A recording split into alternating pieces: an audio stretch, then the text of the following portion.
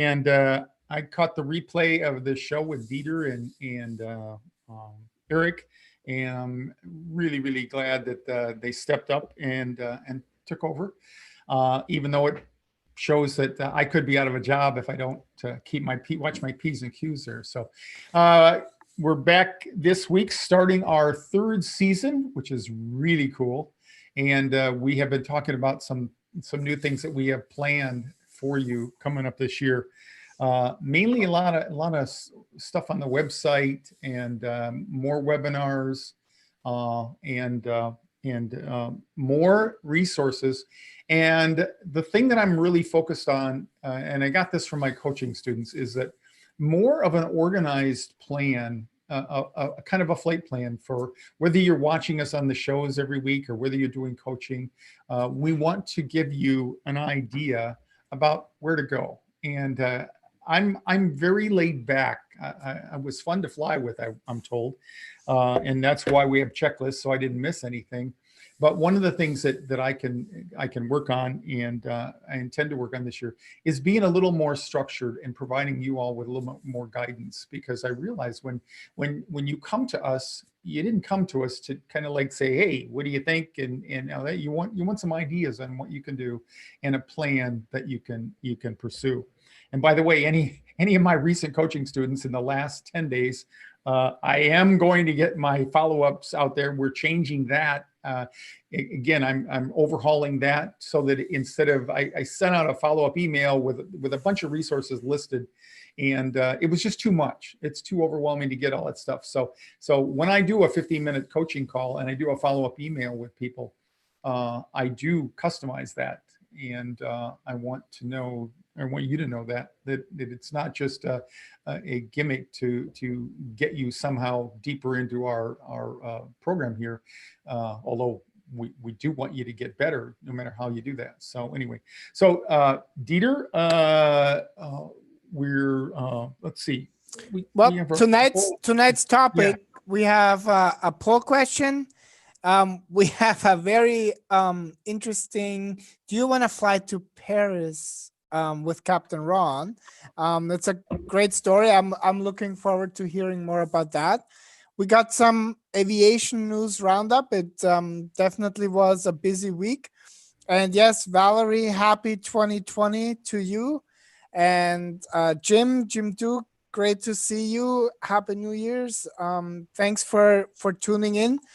And what we also want to make sure we let everybody know, if you're watching this show and you're not part of our Facebook group yet, then we're gonna ask that you join our Birds of a Feather Facebook group.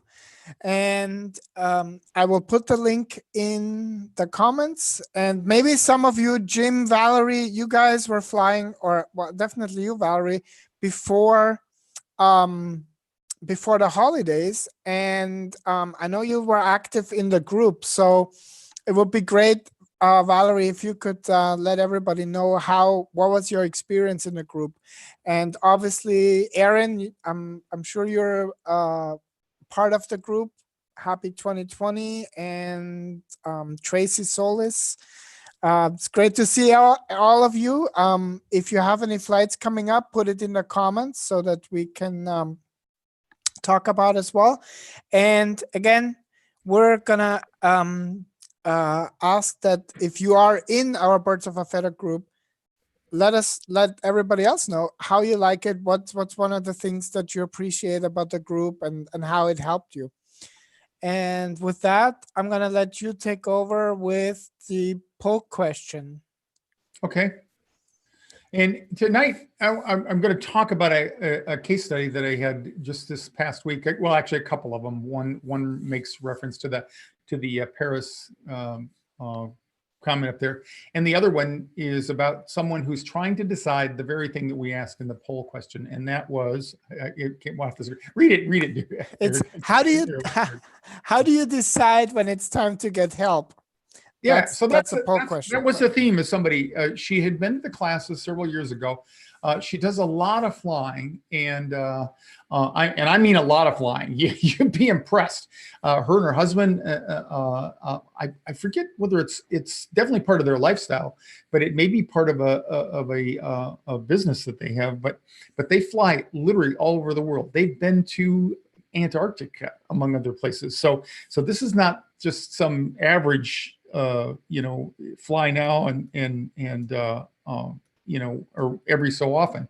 They actually fly a lot. And so she made a scheduled appointment, and then she realized she had a conflict. But they're down here, they're snowbirds, so they're down in the Phoenix area for a while. And the question she asked me was, maybe I should not do the coaching right now, but wait until I'm closer to my flight. And she asked me what I thought about that. Okay. She said, would it be more effective that way? And my response to her was, ultimately you have to go with your gut. But in trying to make some changes, as I alluded to earlier, about helping people, I heard a term today. It's liberal. Parental. No, not parental. But it's a name. It's helping people by giving them gentle suggestions. They ultimately liberal paternalism. That's what it is, and it relates to some other areas. But I thought it was really a good term here. So that's what we really try to do. We try to give you ideas and programs to work with, but we really expect you and want you to be making your own choices there. So in my response to her, we had a little bit of a dialogue, and I'm just going to share that for a few minutes here. I said, overcoming fear of flying is a process, and it isn't about flying. You've heard me say that many times. It's about anxiety, and it's really an anxiety disorder. And on a fundamental level, it's a thinking problem. It's the story that you tell yourself. And some people are aware, they have conscious stories about what it means to be at 35,000 feet. If they have a fear of heights, they think, what if we fall, or the airplane crashes or something like that. And then for other people, it's not so much a conscious story as it is overwhelming feelings that of dread and utter fear that you're going to, lose control or something like that. And, and you're not worried about the airplane crashing, but as I've joked, death would be a welcome relief given the way you feel. But even that, then the story becomes, how can I get away from these overwhelming feelings? Or maybe more pointed, these feelings can cause me to lose control. They can cause me to embarrass myself in front of other people. All in all, just to be miserable there. So it's a thinking problem. And even on a more basic level, it's an attention problem. When that part of your brain called the amygdala, when it becomes alerted to a perceived threat, and notice the key word is perceived threat. It doesn't have to be real. In fact, most of the time with anxiety, it's not real. So when it has the perception of a threat, it kicks into action, and it's biological from that point on. It starts producing cortisol, which is a hormone that's designed to, it's basically sugar. It's designed to produce adrenaline and get you all ready for fight, flight, or freezing. And once that starts, it's a very difficult process to back yourself out of that until you either remove yourself from the threat, or the perception of the threat goes away. And so back to her name was Sandy. Sandy's question is, should I wait until the fall, when I'm closer to my flight, or should I start on it now? And I think it's a matter of what you want to do, the things that you do.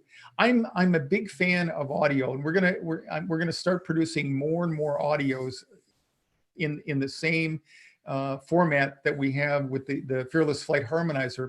And she said, she goes on to talk about the things that she does. It says, and I have done here, the way you change your thinking, thinking is really a habit. Okay. So the way you change your thinking is you have to change the habits that go along with your thinking. And that's why mindfulness is so important.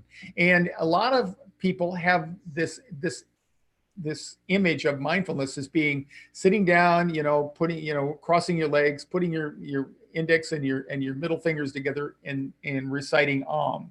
Okay. Mindfulness is many, many, many more things beside that. And I particularly am a fan of of guided imagery and visualizations. I meditate every morning with few exceptions for about 10 minutes. And so one of the things you're going to start seeing from us, we're going to open up the membership site here. You're going to start seeing more and more of these kinds of approaches out there. And we're going to mix in them content as well as quiet. And so I think it's going to be very effective. I've done it in the past for custom coaching students, and they've given me a lot of positive feedback on that. Any questions or anything, Dieter? Or comments? Yeah, Valerie had a great comment. Let me just put us here on gallery. She said, "You helped me change my story," and that's what she's really the most grateful for. That it was her story that caused her the anxiety, and now she, is empowered to change that story to one that's empowering. Tanya Tassi Kelly says, "I'm ready. This is my year," which is exciting. Like Captain Ron said, we definitely want to create more audios with the technology that, has worked for thousands of people with the Fearless Flight Kit with the harmonizer, but we want to tailor it a little bit more to more specific triggers, as we call them. And so stay tuned. And Susan Miglagio, Boston's in the house. It's awesome. Sue Wiley is watching us. And I asked Nicole, who is flying tomorrow, if she has any questions that you would answer them tonight on the show if she puts them in the comments. Here's a question. How can I make sure that I don't back out tomorrow? I backed out of the last couple of scheduled flights. Maybe there isn't a direct answer to that question. Well, I'm gonna say we're familiar. You're very familiar with that. What could be helpful in Nicole's case, where she is afraid already that she might back out just before the door closes? Or okay, so if Nicole, if you're handy there, talk to us. Tell us what would cause you to back out. Paint a scenario. Where are you? You're getting up in the morning. What time is your flight? What's your plan? What time you're going to get to the airport? How are you going to get to the airport? How are you going to? Do you have to check bags? Obviously I'll have to go through security. Give us a little more information, and we can then talk to you about where you might do an intervention on yourself, which is nothing more than a plan in advance, what you're going to do when you feel the anxiety build up. That's really all it is. It's having a dry run. I personally, when I have people that call me, typically, kind of as Sandy's saying, they get the idea, but then they push it off until they've got 24 to 36 hours before the flight. What I tell them is get the harmonizer, listen to it. Your job is to listen to the harmonizer from the moment you go to bed tonight, first thing when you get in the morning, and loop it. Play it it's 32 minutes. Just keep playing it as loud as you can do it, because you want to disrupt your thinking. You do not want, if you stay in that mode, if you keep rehearsing in your mind, what if I back out? What if I back out? What if I back out? You're probably going to back out. Okay. And the sad thing is the instant you do back out or get off the airplane or in any way avoid the flight tomorrow, now what you've done is you have triggered a release of dopamine that is going to give you a high, even though you may not feel like, you've won the lottery, emotionally, but on the inside, you're going to feel all the effects of that dopamine. And it's just like taking medication. And that reinforces it, and it makes it harder next time to come back there. So give us some ideas about that's what we were talking about, or that's what you mentioned earlier in the show. 2020 is really the year where we want to help you with more detailed step-by-step programs with the audio.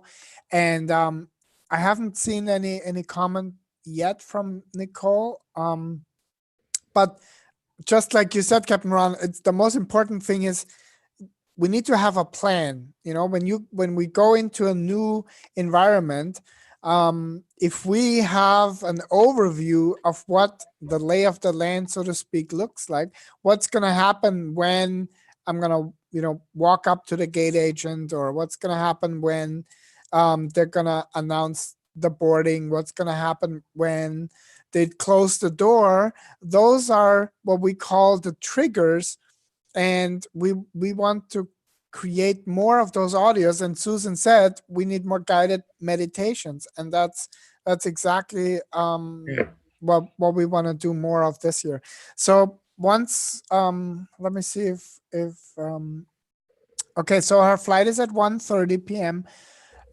She's planning to arrive 2 hours early. Okay. She's traveling with her husband and 2 dogs. So okay, cool. Okay, so cool. You've got your husband there, and one of the things that you can have him support you. You can become this person who needs a seeing eye person, right? So you've got your harmonizer on, and you are listening to that. You are just totally losing yourself in that, and your husband's responsibility is to get you through traffic, through the airport, through security, basically, so that you don't bump into people or fall until you get to the gate. Sit there, and my goal is to listen to the harmonizer over and over and over again until you get so sick of listening to my voice that you want to reach through it and strangle me. All right. You get on the airplane, you do the same thing. And remember, we want you to board early. We want you to identify yourself to the gate agent. If you're flying on an airline that has pre-assigned seating, you ask if you can pre-board because you have a medical condition, and you tell them that you need a extra time because you will already have assigned seating. If you're on an airline like Southwest, where you do not have pre-assigned seating, then the terminology is, I have a medical condition, I need to have a special seat. And then the only question in either case the agent might ask you is, do you need assistance? And you can say no. And your husband can travel and board with you. So now you get on the airplane, you're early going down the jetway. You want to be early, so you've got plenty of time. You're not getting jostled or crunched with all the other passengers that are boarding. You meet the flight attendant who greets you, and you ask him or her to, you tell them, I'm a little nervous. My name is Nicole. I'm a little nervous about flying, and I'd like to meet the pilots. And then once you get up to meet the pilots, he or she will check on that. And when you get in to see the pilots, you say, once again, hi, my name is Nicole. I'm a little nervous about flying. Anything you can tell me about today's flight, I would appreciate. And it isn't so important what they say, is that you make eye contact with them and you connect with them. Okay, because now we've consumed about 20 minutes of time now that otherwise you might just be sitting there ruminating about all the things that you're worried about.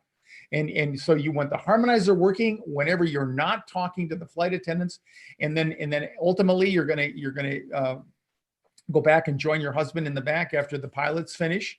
And now you've already identified to the lead flight attendant in the front of the airplane, who's going to be able to walk up and down the aisle and make eye contact with you and ask you how you're doing during the flight. It's extremely comforting to most people. That's the most common report. And you are training that crew how you need them to behave. You need them to not just assume that everybody on that airplane is okay with flying and does it regularly and proficiently. You need to tell them, hey, I'm a little nervous and I could use some support. And so those are the kinds of things you do. And you want to keep engaged. Here's the sad thing about leaving the flight or getting off the flight is, for 5 minutes of, let's just call it pure unadulterated misery, and the rest of the flight, I don't know how far, if you're flying 2 hours, 3 hours, or how long the flight is, I can't remember, but let's just say it's a 3-hour flight. Let's say the whole flight was miserable, which is not going to be. Are you going to give up the rest of your life for a limited amount of time when you feel that? Because here's the worst thing. People that avoid getting on the flight or leave the flight before it pushes back have a lot of regrets, because when they eventually overcome it and they stay on the airplane, they realize one, you can't sustain that kind of anxiety. You can't sustain that kind of hypertension that long because your body just gets tired out. So you're going to naturally relax a little bit. And the other thing is it's going to pass and you're going to get confidence. Unlike any other time you've flown, you've been rehearsing some things. At least we believe that you have. And you've been rehearsing, you've been listening to the harmonizer. And now when you get on the airplane, you're going to have some tools and your anxiety hopefully will be at a lower baseline so that now when you do inevitably get triggered, it's going to jump, but it's not going to, you got some wiggle room as we call it. You got some wiggle room to absorb some of that anxious behavior. And that's really all you need to do. You need to get through the first 2 minutes of flight. And specifically what your husband can do, he can make eye contact with you. He can look right into your eyes. And his job is to be kind of militant about this and make sure that you don't break eye contact with him and have him talk to you and say, okay, Nicole, tell me what's going on. I want him to engage with you so that you, no matter where you go mentally and emotionally, he's pulling you back into that moment so you can see he's with you.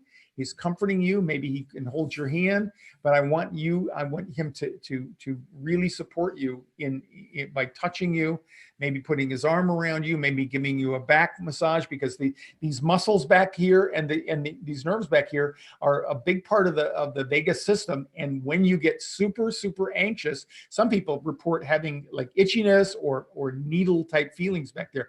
And I have personally appropriately given people a little bit of a back massage or just rub that area there, and it helps to take away the focus. So we beat that to death. If you have any other questions, we'd be more than happy to answer them. But yeah, go ahead. Yeah, I just wanted to add a couple of things because Valerie actually said in response to our poll question, it kind of fits.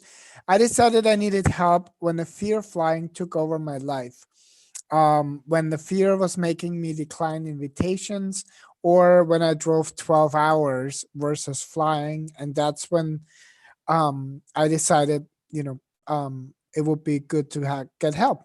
And what you said about touch, I mean, not necessarily during takeoff. I mean, I don't know how large your dogs are, but petting your dogs, touch. Yeah. Capt Ron mentioned that there are three things, eyes, looking into your husband's eyes and having that steady gaze with him. I sat between two people with dogs one day and they cheated. Now tell me that little guy is not going to make you feel better. All right. He's our on-call prop here. But seriously, and I didn't assume, but it didn't occur to me, but I guess they would probably be smaller dogs and they're carrying them on board. So but even at the, even boarding, even when they're sitting at the gate waiting, and really make this a conscious part, because the one thing that is so challenging when we're helping people, fear of flying is an anxiety disorder, and one of the hardest things to make you realize is that it is actually that anxious state that is needed when you're activated, where you can actually make the biggest gains going forward. And so yes, it's gonna feel uncomfortable 100%, but with a new mindset and with a new way of approaching it. And that's what one of the things I love, Valerie, that is so awesome. She said one of the things she does is she plays the theme song from Indiana Jones. And Rocky is a great one. Superman theme. They are, and that's another thing that we hope to do is to inject some music in there, some really powerful music, the kind I'm trying to think of some of the great John Williams, wrote the theme for Superman, some really powerful themes. We can't use them because of copyrights, but we intend to get some of our own material so that we can, because those are moments on takeoff where you really want to feel your strength. The client I flew with to Kabul, or back from Kabul last week, we're coming back and he was just, it was just ever so slight, the turbulence, but it was enough to put him on guard, and he was just gripped with anxiety. And at one point in time, it occurred to me, what happens is we become victims of our own thinking. Okay. And when, anger is a useful emotion because it helps you get up and defend yourself. Something has happened in your world or your environment that's caused you to feel unfairly treated or something. And so I had this discussion with him in the moment about anger. I said, do you ever get angry at being upset? And it was an aha moment for him. And in that moment, he said, I don't. But he said, I'm starting to. And who knows, where past anger issues and stuff might fit in. But you could watch him take charge of that. And so I really encourage people to do that. But use your mutts. That's what they're there for. And what Dieter said, it's really, really important to use touch, to use those kinds of things to support yourself there. Let me just go back to kind of close this thing with the lady that I had been working with on the phone. Okay. You have something else? Did you want to do? Well, we just I just wanted to respond to Tracy. So she's asking about what can she do to take her dog on a flight, and I wanna throw this out to those of you who have taken dogs on a flight, because you obviously need to apply for your dog if you wanted it as a service animal, right? There's different rules and regulations. So if any of you out there who are watching right now have some firsthand information for for Tracy, just put them in the comments. That'd be really helpful.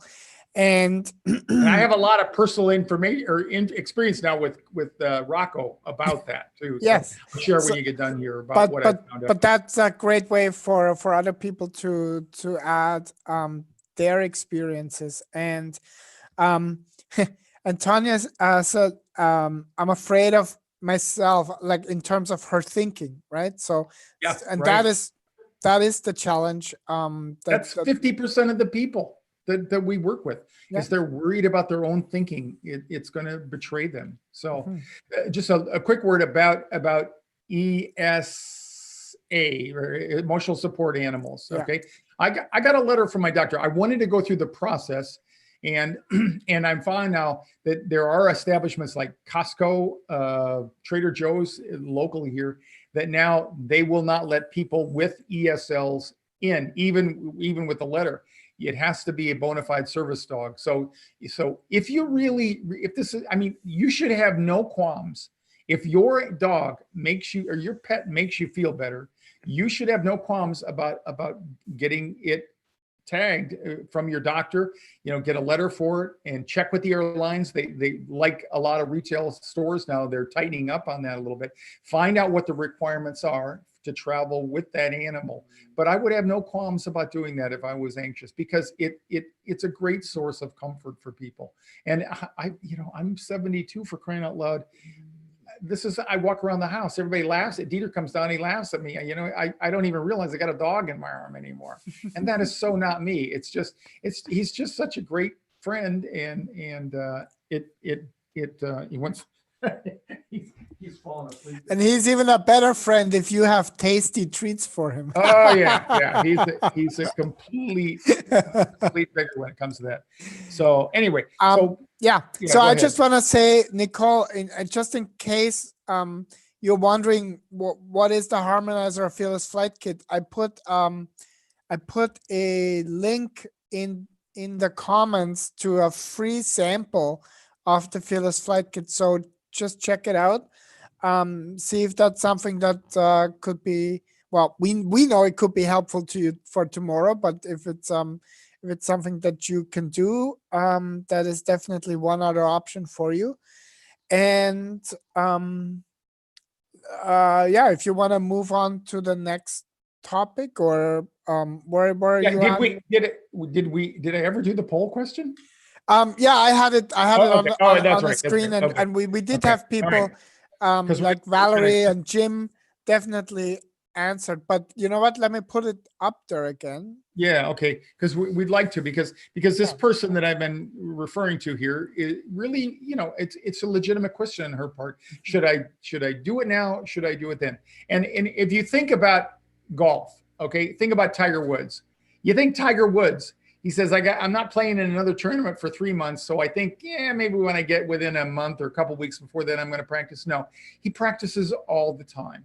And believe it or not, changing the way you think about flying, you are actually going through the same process by creating new neuron pathways up here, just like Tiger Woods. You're trying to use different pathways to avoid those that have been producing anxiety for you. So it is a process that you need to go through. That's why I suggested to Sandy that maybe she does one coaching session right now, and we talk about some things that she can do in the long term.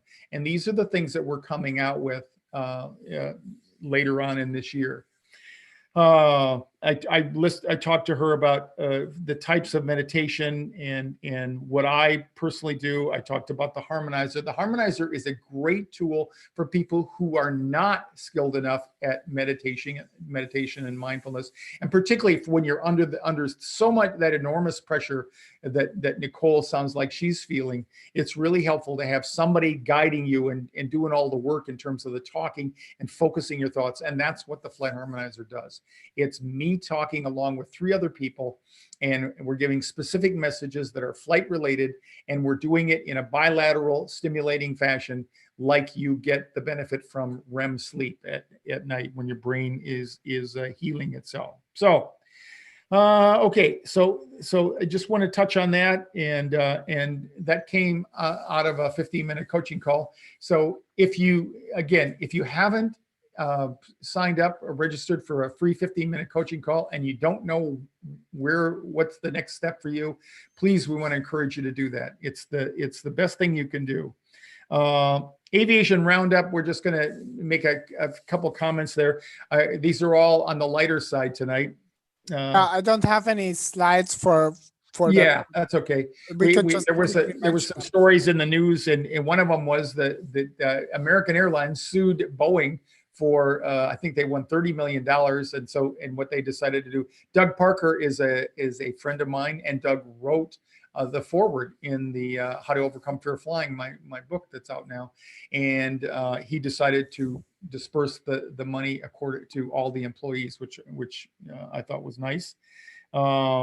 Unfortunately, there's a lot of employees, so well, what did I think Eric, Captain Eric, and I were talking last week. He said American Airlines just passed 16,000 pilots. That's an insane amount of. That's close to the Air Force. And he did, and I think he said 45,000 flight attendants or 40,000 flight attendants. Yeah. Oh, yeah. Yeah. So about 3 to 1. Yeah. Yeah. So that's a lot of people. Another thing that was in the news was, and I'm not a fan of The Bachelor or The Bachelorette, but this week, however many weeks it's on, is a Delta first officer. That's a co-pilot for Delta Airlines. So we just thought that was kind of funny. And didn't you say there were and 3 flight attendants? Yeah. And 3 flight attendants amongst the ladies that he's going to pick from. So aviation in the news in a different way.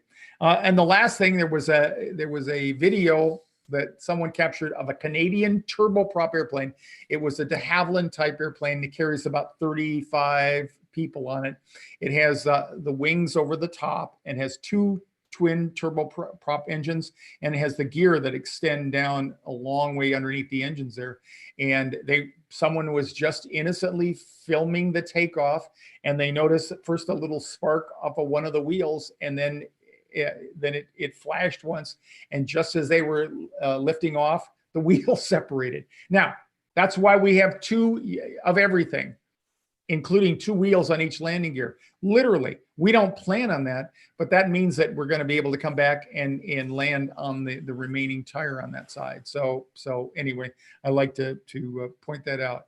I didn't say that to amp you up. I told you that because that shows how the backup systems that we have work when something like that happens. Okay, and then Dieter put in there a question about I as many of you know, I do elite custom coaching programs for people on a one-to-one basis, and we do coaching over the phone or online and in preparation. And then if the need be that they live outside of the Phoenix area, then I travel to them for the graduation flight. It's an all-day effort when we do that. And I have a client that is his family. He's got a daughter who's very talented in ice skating, and there's a program in Paris, and so he's asked me about the possibility that I would go fly with him over there. And needless to say, that would be a fun trip and all that.